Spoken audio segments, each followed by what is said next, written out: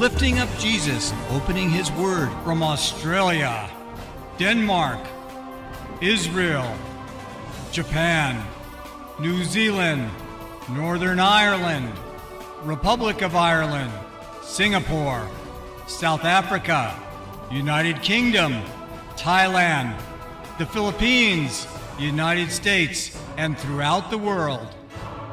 You're watching Moriel TV.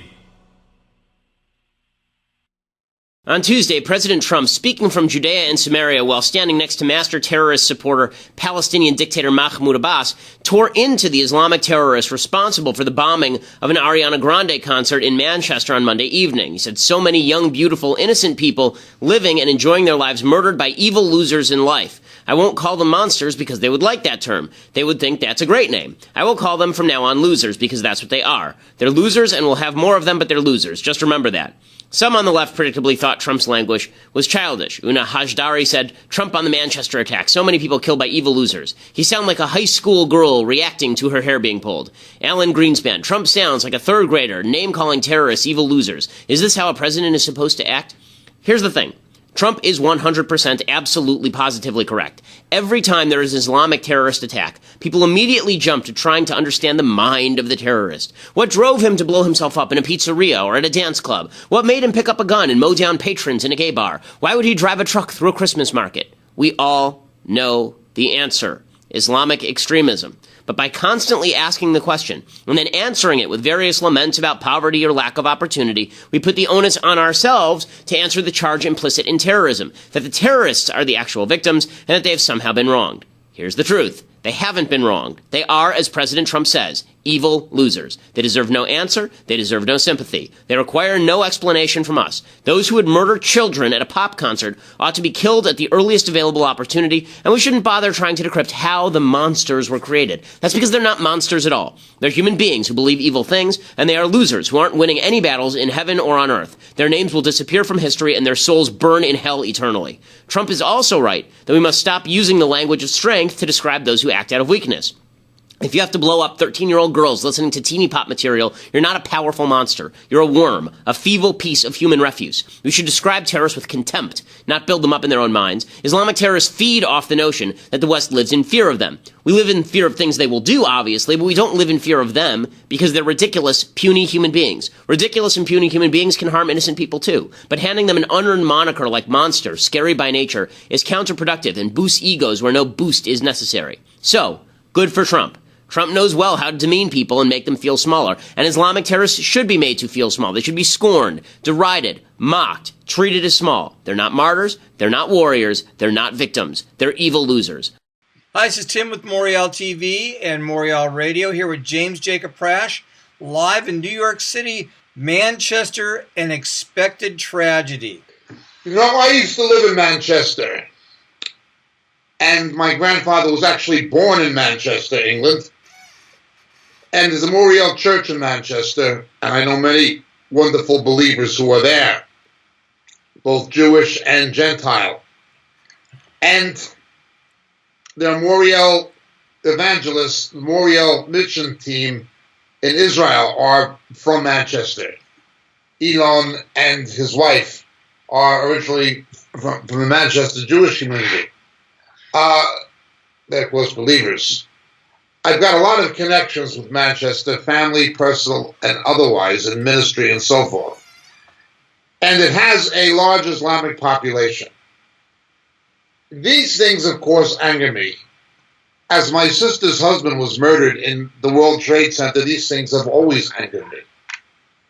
But let me tell you what angers me the most.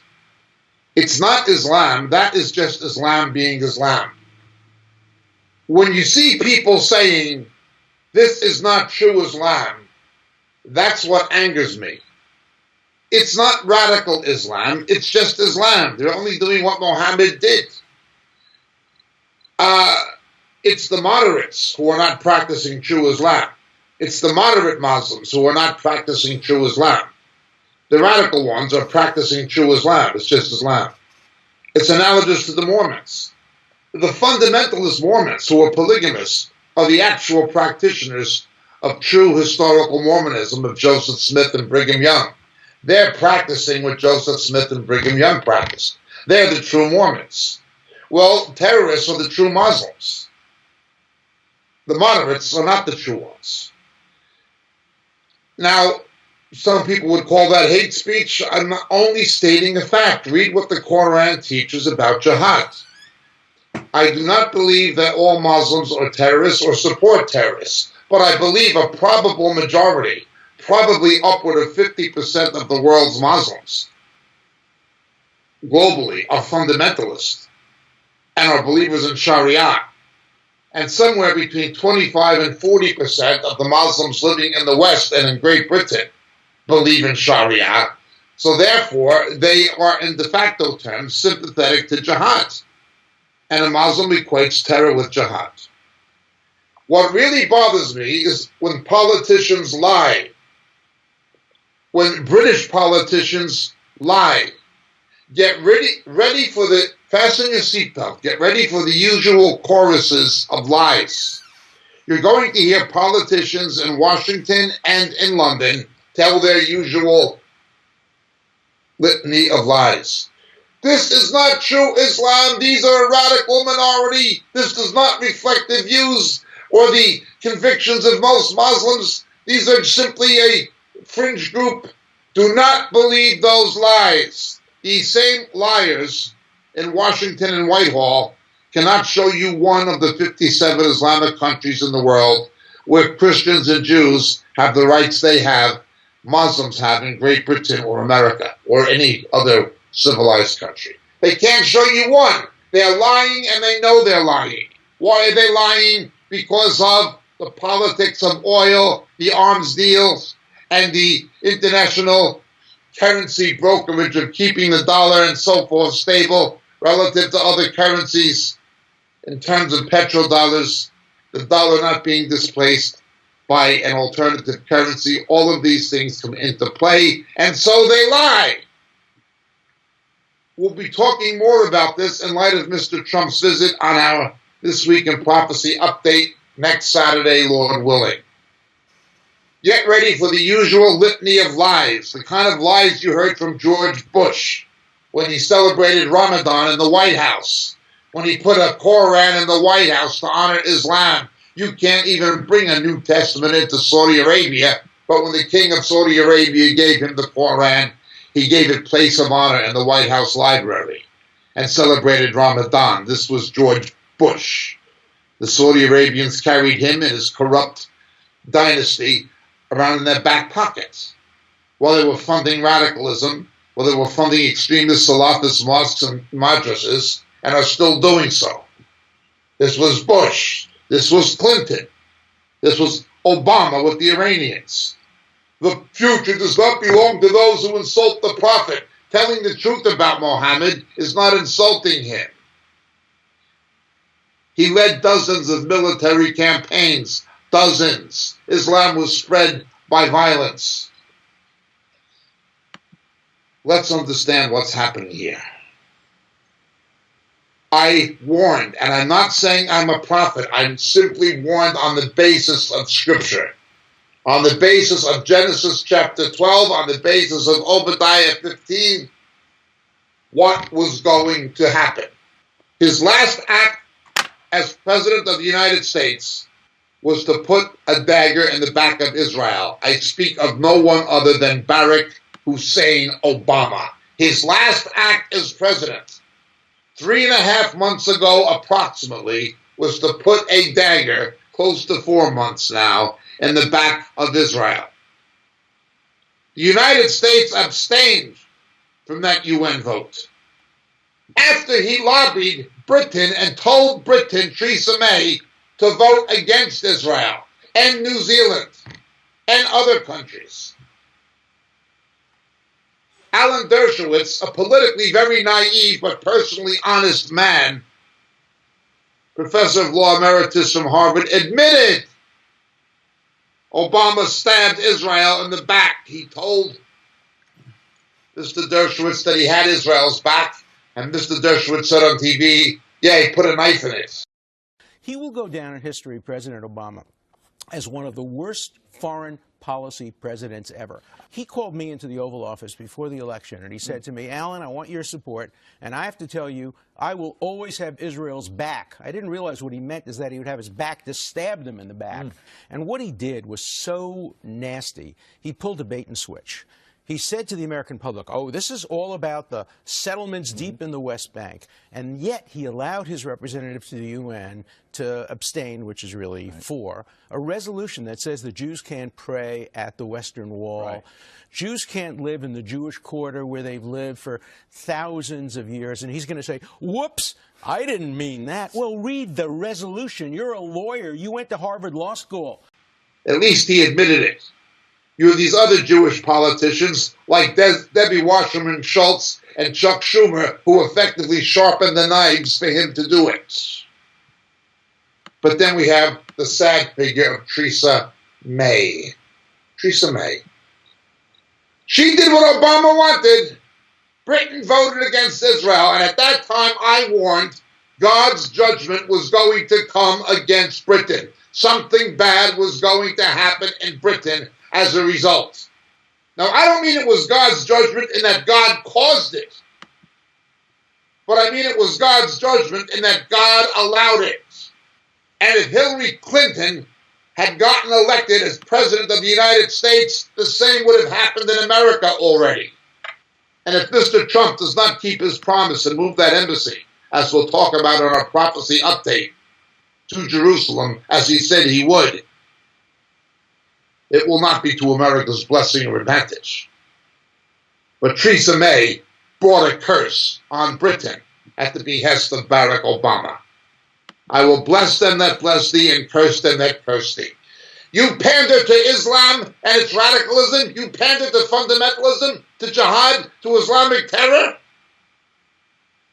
57 countries in the UN are in the Islamic bloc, the worst human rights record imaginable. Saudi Arabia on the Women's Rights Commission of the UN, the United Nothing. When Obama went on his apology tour after he was elected, that didn't actually accomplish anything other than sort of give off the image of America as a country in retreat. So Trump was going to Saudi Arabia in order to change the image of America as a country in retreat. Some of that he accomplished, some of that he didn't. So the left was kind of disappointed that Trump didn't start a nuclear war. The left is always disappointed when Trump exceeds expectations.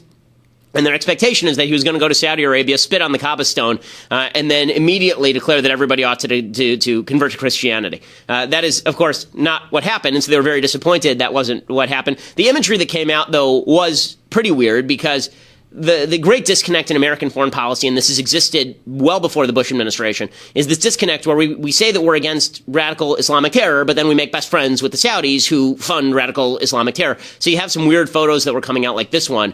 This is 10. This one. So you got Trump with this is I believe the king of Saudi Arabia. They're opening the global anti-terror center, which, again, if Saudi Arabia is involved in the global anti-terror center, I'm going to go with that's not going to be a huge success. And apparently, Trump and the king of Saudi Arabia switching souls, actually, or at least gazing into the Palantir to see if they could see Sauron or not. The problem is that Hassan Rouhani's on the other end of that Palantir and can actually see them. Producer Austin suggests that Donald Trump's basketball skills were actually sapped by this particular orb from Space Jam, which is indeed a possibility. In any case, all of this is, not a huge deal. The right made a huge deal out of President Obama bowing to the King of Saudi Arabia. Trump didn't do that. The left, it was really funny. The left tried to tell a fake news story where Trump had bowed. He wasn't bowing, okay? The Prince of Saudi Arabia gave him some sort of medal, and he bent over to receive it because how else do you get it on the person's neck? I mean, it's like saying that Han Solo was bowing to Princess Leia when she was awarding him a medal after the destruction of the Death Star. No, it turns out that whenever somebody puts a medal around your neck, you have to sort of lower your neck so it can get around your neck. So the left immediately tried to suggest that he was bowing in the same way that Obama had bowed, and that, of course, is just ridiculous and silly towns and nonsense. I will again say that it was I was of divided mind about all the pomp and circumstance surrounding Trump arriving. Ann Coulter said the reason that Saudi Arabia welcomed Trump this way is because he's an alpha as opposed to Obama, who was a real beta. Here was Ann on Saturday night. So I like the fact that, because he is a strong alpha male leader, that the Arabs respect him. They don't respect the beta male Obama. Okay, well, I think that there's maybe some truth to this. I think that it's more likely that the Muslims figured, that the Saudis figured that if you flatter Trump a lot, then he will be nice to you. And the reason I say this is because that's exactly what Bibi Netanyahu did immediately afterwards. So Bibi saw that they had rolled out this red carpet. They brought in, which country star was it? They brought in some country music singer to sing in front of like an all-male concert in Saudi Arabia. They like blew out. They basically did the full Vegas. And Trump loved it. And so immediately Bibi Netanyahu, recognizing that Trump loves to be feted and treated like a king, Bibi immediately mandated that all of his ministers had to be on the tarmac when Trump went to Israel. Trump arrived in Israel today. And Bibi mandated that they basically up the amount of pomp and circumstance, because now this has turned into King Lear a little bit, where King Lear wants all of the daughters to show how much they love him and just express in the most glowing terms how much they love him. So all of it, is that a big deal or not? No. In fact, I think that it's kind of great when countries pay homage to the United States. We are the most powerful country on earth, as well we should be. But I'm not sure that the Saudis are paying homage to the United States. I think they're paying homage to Trump, which is a slightly different thing. Okay, so then Trump goes and he does his Saudi speech. And the speech itself, it was widely praised by people on the right. I am of divided mind about the speech, to tell you the truth. I think there were some good things in the speech. I think that there were some things that were not so good in the speech. I don't think it has much to do with Trump. I think that Trump's speech has more to do with divides in the mind of the American people. I think that the American people are a very divided mind on foreign policy, and they're not of clear mind on foreign policy. And there are three kind of key distinctions in foreign policy that the American people are not willing to face up to, because foreign policy is filled with hard choices. Because anytime you talk about foreign policy, in reality, what you're talking about is the balance between diplomacy, isolationism, involvement in the world, military use of force. And these are very difficult questions, because no one wants to be the person who puts American soldiers in harm's way or expends American resources in pursuit of some goal that we don't care about. And so there are three kind of fundamental conflicts in American foreign policy that have never been resolved, particularly since World War II. World War II is the last time that all of these were resolved in united fashion. Since then, the United States really has not had a coherent foreign policy, because World War II was such a clear-cut moral battle, and also such a clear-cut battle of self-defense at the same time. There was some of this during the Cold War as well. This was the key division between the right and the left. The right saw it as a moral battle and a self-defense battle. The left saw it as neither a self-defense battle nor a moral battle, and so there was battle over that. But here are sort of the three conflicts in American foreign policy, and you'll see how they materialize in Trump's speech. So the first one is about human rights. So Americans have a very kind of weird perspective about human rights. America has always stood for the notion that all human beings are created equal with certain inalienable rights. It's in our Declaration of Independence. That does not mean, however, that it is the job of the American government to achieve the realization of those inalienable rights for everyone. America doesn't have the power to do that. America doesn't have the wherewithal to do it. If we could snap our fingers and everybody would have governments that protect the same rights that we have, then we would obviously do that. But it's not about snapping the fingers. It's about what are you willing to sacrifice to do that. So the basic American foreign policy has always been, where possible we push, where not possible we hold off. But here's the truth. Since the Vietnam War, we have very little interest as a people in foreign interventions on the basis of human rights, until there's something gross on our TV, in which case we get aggressive in knee-jerk fashion, which is sort of what happened in Syria. So we were like, okay, we don't want anything to do with Syria. It's a civil war. It's going to get ugly. Fine, who cares? And then there are pictures of gassed children on our TV, and everybody snaps to, and boom, we need to get involved right now. Right? We need to fire some cruise missiles and hit a camel in the ass right now. It's incoherent, but that incoherence didn't start with Trump, and it doesn't end with Trump. It's just incoherence that's been part of American foreign policy for the last few decades. What that incoherence means is it's more incoherent. It means that there are basically a couple of views on how to pursue human rights. People lie to themselves. Instead of just saying, listen, we're not going to take every human rights violation all that seriously. We're not. We're going to take the human rights violation seriously, that we have to take seriously, and that forward America's goals, we're not going to take other ones seriously. Instead, you end up with this sort of bizarre snap back and forth foreign policy. So President Obama would speak about human rights all the time, but then he felt that America was actually the threat to human rights, so he would withdraw from the region, and the isolationism ends up setting the region on fire. President Bush spoke about human rights, and he actually meant it, so that meant he was much more interventionist. Trump is actually more Obama than Bush, not because he thinks America is a bad force in the world, but just because he thinks America should be isolationist and not involved. And so his foreign policy on human rights is, I'm going to speak in strong terms about violation of human rights, but there's no actual carrot and there's no actual stick. And that's what was missing from the Saudi speech. There was not a lot of carrot. There was not a lot of stick. It was not clear what his actual plan was in any of this. And so you have to ask, okay, well, if he's not laying forth a plan in Saudi Arabia, what's he there to do? There's only two things a foreign speech really, well, three things a foreign speech can do. One is it can rev up your domestic base. Yeah, that I think Trump did and did well. The second thing that it could do is it could set forth a sort of foreign policy goal. I don't think that Trump did that all that well. And the third thing is he could set forward policy, and he didn't do that at all. The second conflict, so I said that there are three central conflicts to American foreign policy that Americans really have not yet come to grips with because it's ugly. We don't actually want to make these ugly choices. Fundamental conflict number two, over radical Islamic terror. So there's a lot of talk about how Obama was doing a grave disservice to the United States by not recognizing the threat of radical Islamic terror. He wouldn't even say the words radical Islamic terror. And the reason that Obama said he wouldn't say the words radical Islamic terror is because his take, what he liked to say, is that if he said the words radical Islamic terror, he would be lumping terrorists in with regular Muslims. And it has nothing to do with Islam. It's just a cult of death that has nothing to do with Islam. And people on the right said, no. It does have something to do with Islam. And if you fail to recognize that, then you're failing to look in the right place for the enemy. Like pretending that terrorism is equally a threat in Sweden as it is coming from Saudi Arabia is just silly. It's just silly. And if you look at the polls, we'll see that a huge number, hundreds of millions of Muslims, believe in things that we in the West would consider extraordinarily extreme. I mean, I have a whole video about this, about the myth of the tiny radical Muslim minority. And so the whole point here was that leads you to a long-term strategy about how do you change the Muslim world? Do you make temporary alliances? Do you call on Muslims do you forward groups that are more secular in nature in Muslim countries? But the point is that labeling radical Islamic terror is connected to a worldview and an action. It's not just about saying the words and then doing nothing. And there is this fundamental disconnect in the American mind, because once you recognize that hundreds of millions of people are radicalized, not terrorists, but radicalized and hold radical views according to Western standards, that requires a pretty large sacrifice of resources if you want to change that. It requires, for example, in some cases, regime change. It requires the backing of rebel groups in particular areas that we might find uncomfortable.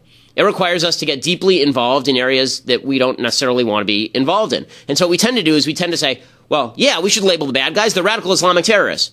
But also, it's really not that many of them, and they're really not worshiping Islam. So that's sort of what happened with Trump yesterday. He said radical Islamic terror, and then he parroted a bunch of Obama platitudes. And finally, the third conflict that exists in American foreign policy that we really don't want to face up to is is isolationism itself. So Americans tend to be gut-level isolationists.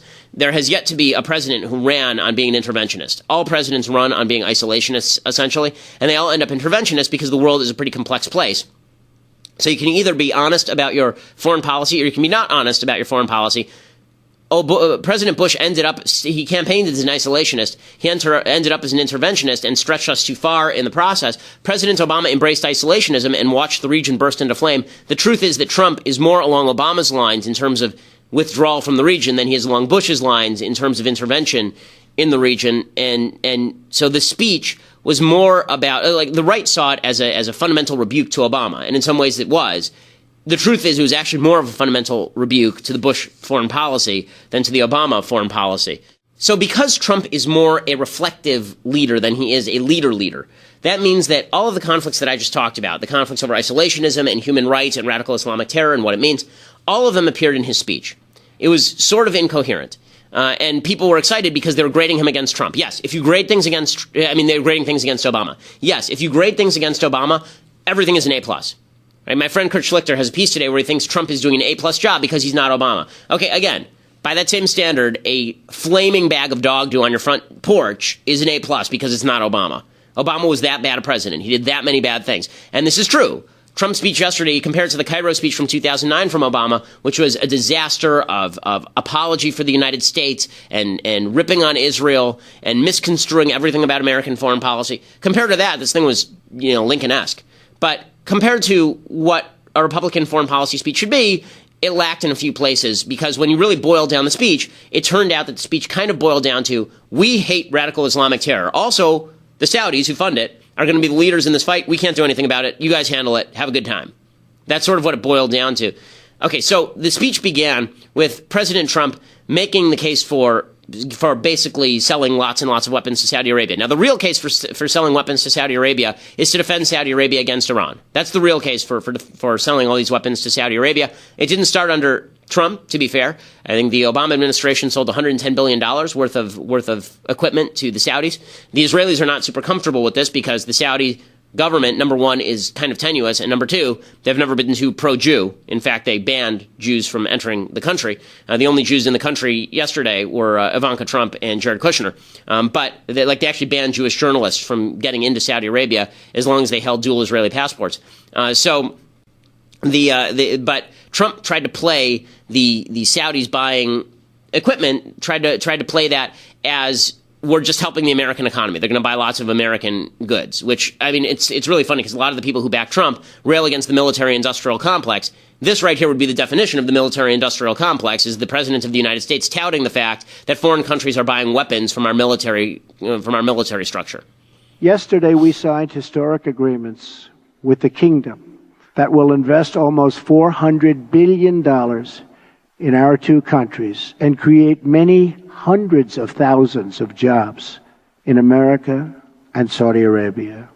This landmark agreement includes the announcement of a $110 billion Saudi-funded defense purchase, and we will be sure to help our Saudi friends to get a good deal from our great American defense companies, the greatest anywhere in the world. Not sure why we would want to get them a great deal. I mean, I thought the whole point here is that they pay us lots of money so that we can employ people, but sure. Okay, then he goes on and he talks about how the Saudis are going to help us in the fight against global terror, which, again, is just laughable. I mean, it is. I mean, the leading sponsor of the Wahhabist ideology, which is responsible for the rise of Al-Qaeda and ISIS, is the Saudi royal government. And here he is saying that he's founded this global center for combating extremist ideology. Even the name is a dead giveaway that nothing's going to happen here. Here he is talking about it. And people on the right who are satisfied with this, let me just ask you this. If Obama had gone to Saudi Arabia and said, we're fighting terror now, that's what we do. We're going to get together with the Saudi royal government, and we've put together a center where we do things. It's called the Global Center for Combating Extremist Ideology. We would be like, wait. For combating extremist ideology from the Saudis? Are you kidding me? Trump does it. It's totally different because, we're Republicans and such. Later today, we will make history again with the opening of the new Global Center for Combating Extremist Ideology, located right here in this central part of the Islamic world. This groundbreaking new center represents a clear declaration that Muslim-majority countries must take the lead in combating radicalization, and I want to express our gratitude to King Salman for his strong demonstration and his absolutely incredible and powerful leadership. Okay, again, King Salman has not been an incredibly powerful leader in the anti-terror fight. They oppose terrorists inside the kingdom, but they fund terrorists outside the kingdom. Okay, he went on, and then he talked about America as a sovereign nation and what we're here to do. And this was the part where if Obama had said it, people on the right really would have lost their minds. Here he is.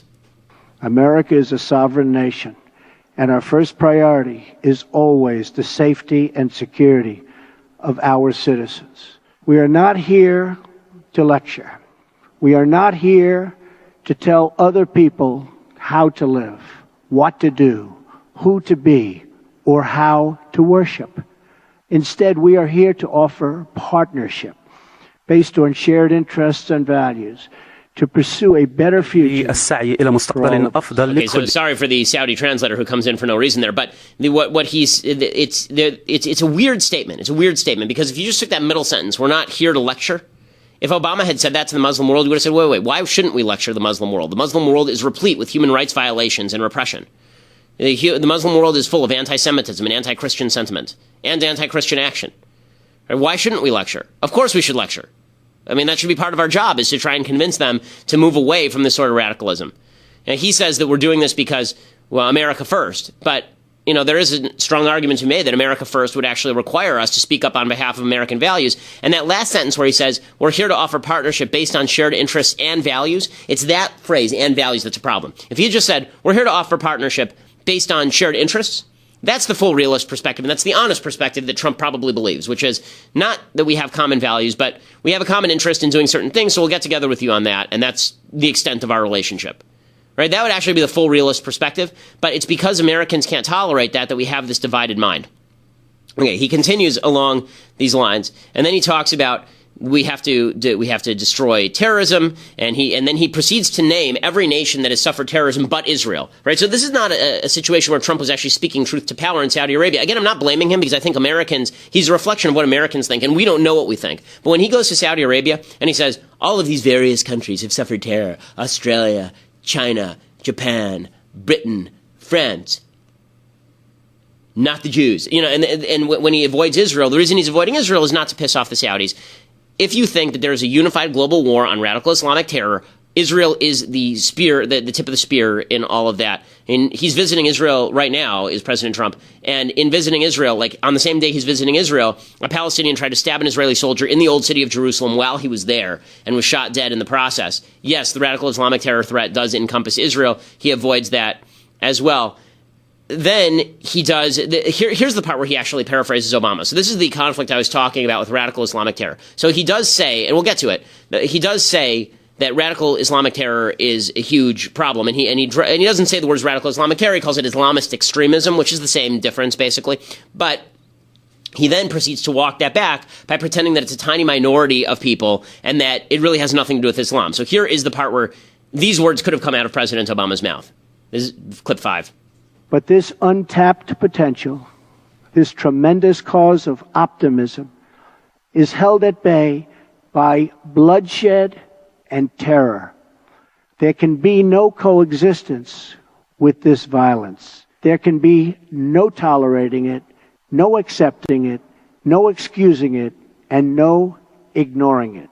Every time a terrorist murders an innocent person and falsely invokes the name of God, it should be an insult to every person of faith. Terrorists do not worship God. They worship death. That's not true. A lot of terrorists worship Allah.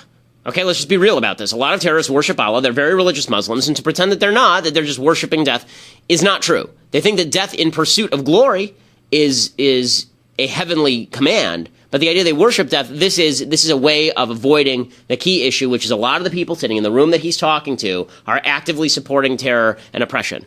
Okay, and he's avoiding that. And I understand him avoiding it, but don't go and make a speech about, you're going to set a whole new foreign policy. Here's the thing. If you're just going to set a strategy of realism, you don't actually need a speech to do that. If he wants to form some sort of coalition against Iran, he can call up the Saudis. He can call up the Jordanians. There are phones in the White House, and he can form all of this. The whole point of the speech is presumably to do one of two things, as I say. Put the world on notice or set out a policy. And there was no real policy, and if you're sitting in this room, then what you're really thinking is, there's no carrot and there's no stick here. There's really nothing here. So clip 7 is the one where people are rallying around this and saying this is the key to his whole speech. So we'll watch that one. America is prepared to stand with you in pursuit of shared interests and common security. But the nations of the Middle East cannot wait for American power to crush this enemy for them. The nations of the Middle East will have to decide what kind of future they want for themselves, for their country, and frankly, for their families and for their children. It's a choice between two futures, and it is a choice America cannot make for you. A better future is only possible if your nations drive out the terrorists and drive out the extremists. Drive them out. Drive them out of your places of worship. Drive them out of your communities. Drive them out of your holy land, and drive them out of this earth. So a lot of people were comparing this to sort of the formulation of tear down this wall, Mr. Gorbachev.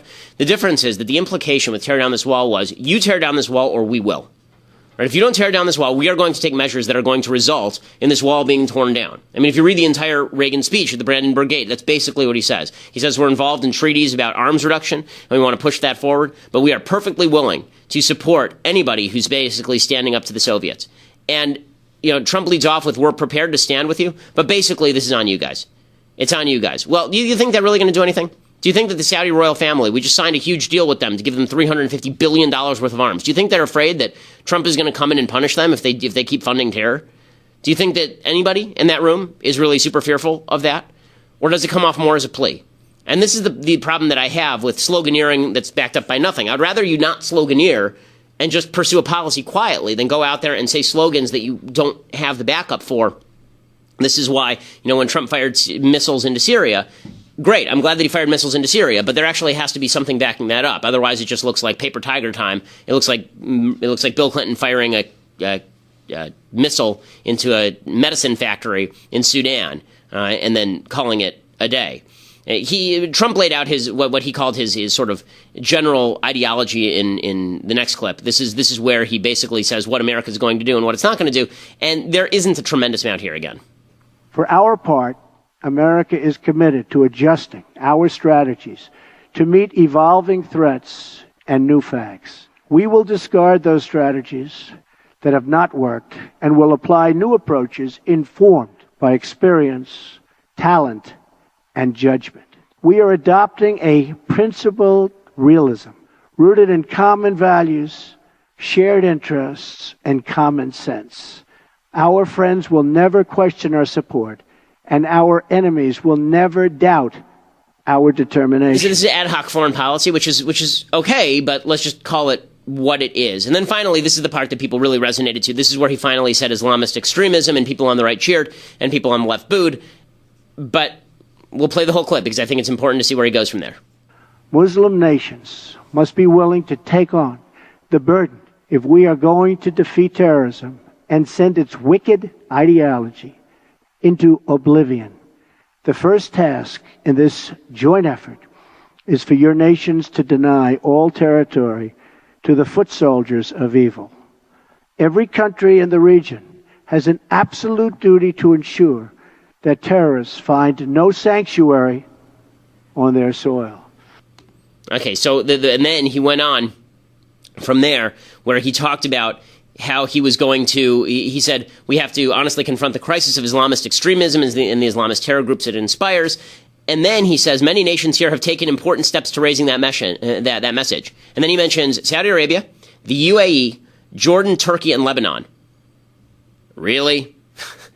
Okay, all those nations have connections to terrorism, Jordan the least of them. But it's not because of Trump. It's because there's this divided mind in the United States. I'm not going to blame Trump for that. He did talk about isolating Iran, but at the very end of that, he said that the only way to isolate Iran was, he said, all nations of conscience must work together to isolate Iran, deny it funding for terrorism, and pray for the day when the Iranian people have the just and righteous government they deserve. So in other words, there's no military option on the table.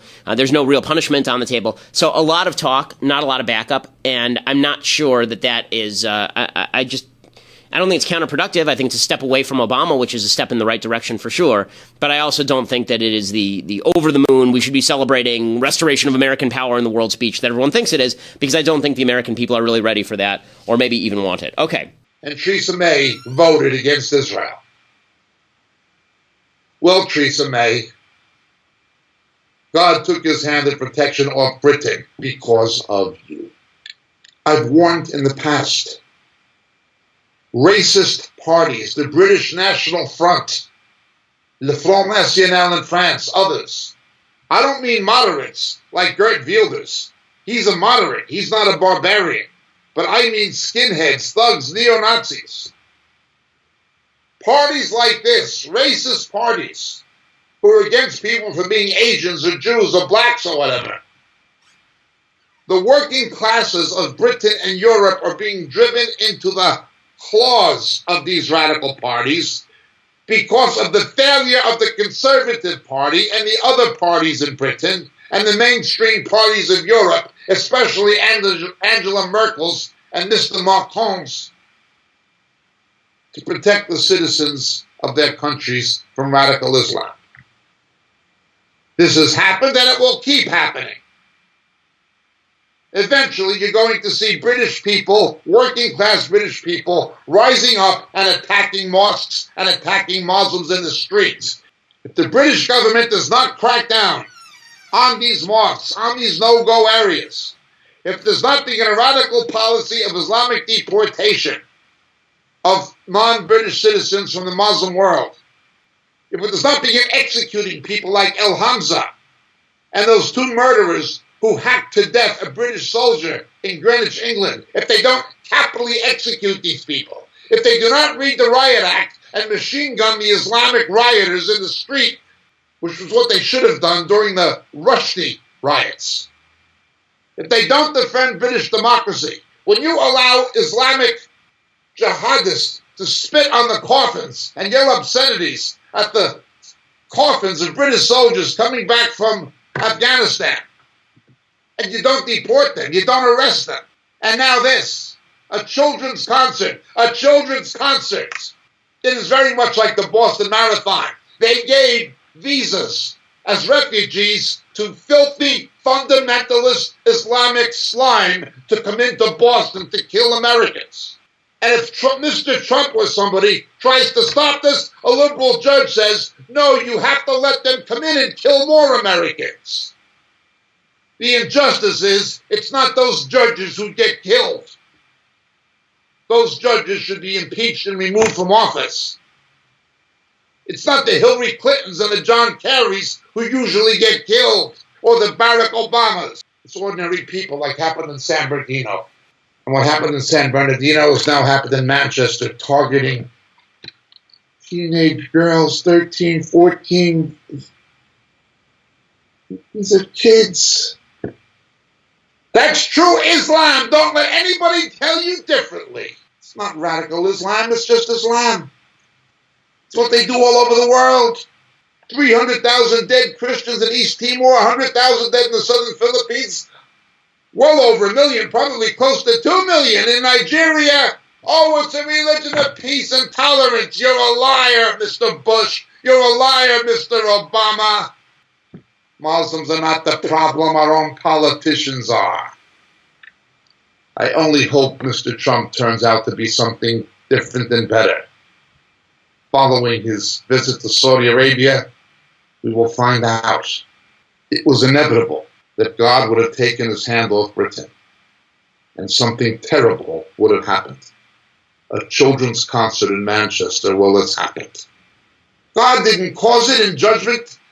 God's judgment was, you want to pander to radical Islam? You want to pander to these jihadists? Well, you can reap the repercussions. As you've done to Israel will be done to you. Obadiah verse 15. We've said this before. I'm sorry about this. It is terrible. I love Britain. I love Great Britain. My family, my grandparents were from there. I'm an Anglophile. But the Tory party of Mrs. Thatcher, Lord Bellflower, and Winston Churchill is long gone. Now it's in the hand of corrupt political slime with a capital S. Theresa May never should have been prime minister or party leader. She was pro-Europe. When the country voted Brexit, they should have had a Brexit prime minister. But the corrupt establishment who runs the Tory party wanted a pro-European to negotiate Britain's exit. It's absurd. Now we see the Scottish National Party and the Liberal Democratic Party and the Labour parties. They're ridiculous. They're all ridiculous. But the Tories are no better. Theresa May caused this. In the spiritual realm, her and Barack Obama made this inevitable. I will bless them that bless thee, and curse them that curse thee. I feel nothing but compassion for those kids and for their families and parents. But unless we stop cursing Israel, unless we stop turning our backs on the persecuted Christian church in the Islamic world, and unless we stand up to the realities of what Islam is, unless we begin closing down mosques, madrasas, and Islamic institutions that are Salafists, that are fundamentalists, that are pro-jihad, unless we begin capitally executing terrorists. Guantanamo should have been closed down a long time ago. Those people should have been put in front of military tribunals and capitally executed if they were found to be members of Al-Qaeda. That's my personal view. Now, those are my personal views. My Christian view, however, is not my view. My Christian view is the judgment of God became inevitable because of what Theresa May and Barack Obama did. God took his hand off of Britain when Britain voted against Israel. And America is walking a very thin line. If we don't stop these judges, if we don't stop Islamic immigration, we have no way to vet these people. Who's a moderate and who's a fundamentalist? At least 25% of the Muslims living in the West believe in Sharia, more like 40%. Globally, it's over 50%. It is the moderate, the tolerant Muslim who's the minority. It is not the radical. Because they're not radical. They're just practicing what the Quran literally teaches. They're literalists. Nobody can disprove this.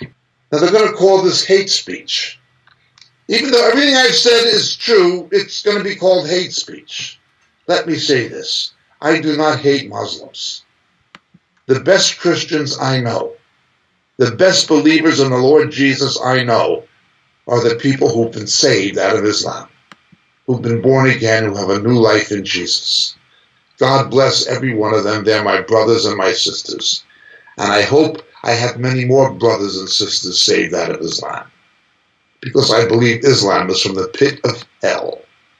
That is not a racist statement. It has nothing to do with race. It is everything to do with reality. Now let's continue just a little bit further. This terrible tragedy in England, it angers me. And the chorus of lies we're going to hear from the politicians in Whitehall and Parliament and in Washington is going to anger me even more. Trying to defend Islam. Oh, this is not Islam. Trying to defend it. No, it is Islam. It's always the same story. Who blew up the hospitals and hotels in Mumbai, India? Oh, that's nothing to do with Islam. You're just an Islamophobe. Who genocidally exterminated hundreds of thousands of Christians in East Timor? Oh, that's nothing to do with Islam. You're just an Islamophobe. Who's killed at least 100,000 people in the southern Philippines? Oh, that's nothing to do with Islam. You're just an Islamophobe. Who blew up the theater and the stadium in Moscow? Oh, that's nothing to do with Islam. You're just an Islamophobe. Who shot the 4-year-old children in the back in front of their parents? The Ossetian children in Russia. Oh, that's nothing to do with Islam. You're just an Islamophobe. Who crashed the airplanes into the World Trade Center and the Pentagon? Oh, that's nothing to do with Islam. You're just an Islamophobe. Who blew up the people at the Christmas party in San Bernardino, California? Oh, that's nothing to do with Islam. You're just an Islamophobe. Who put the bombs at the Boston Marathon? Oh, that's nothing to do with Islam. You're just an Islamophobe. Who was responsible for the bus and tube bombings in London? Oh, that's nothing to do with Islam. You're just an Islamophobe. Who wanted to murder a British citizen, Salman Rushdie, for writing a book?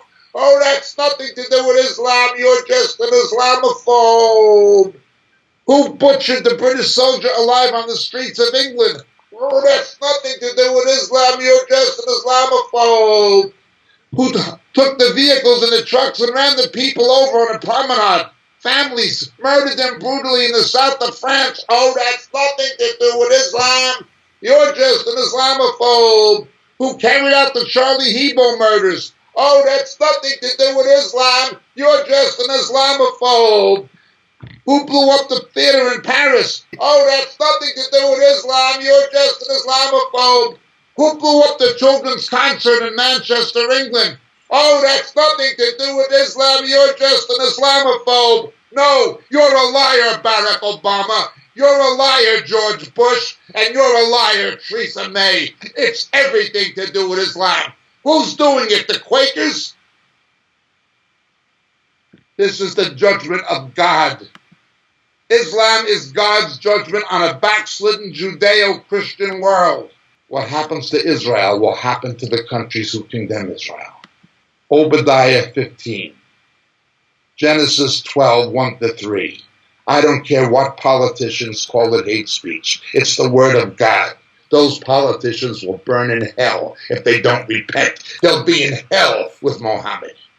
I'm heartbroken, but not surprised about what happened in Manchester. It would have happened in America. New Zealand is in great peril, but I said it was going to happen in Britain. I warned it would happen because of what Theresa May did in collusion with Barack Obama. It was only Trump's election that has caused it not to happen in America thus far. God removes his hand of protection. They cursed Israel in order to placate Islam. Now they get a kiss from Islam. The remains of those kids in coffins. But it will be business as usual. Politicians are by definition nothing more than political whores. And whores have no scruples and no morals. This is the reality. Yes, I am angry at the murder of those children. And I am angry at Western governments for not realizing what fundamentalist Islam is and not doing what is necessary to protect Britain and America from them.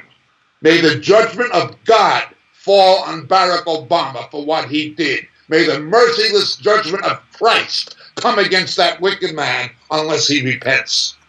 Well, thanks to Theresa May and Barack Obama, the judgment of God has now come on Britain for what they did to Israel. Go ahead. Keep lifting the boots of the Saudi Arabians. Keep licking the boots of Iran. Keep chasing the almighty dollar. Watch London's premier neighborhoods, like Mayfair and Knightsbridge, be taken over by fundamentalist Muslims, while the British become captives in their own country to a barbarian civilization of jihadists.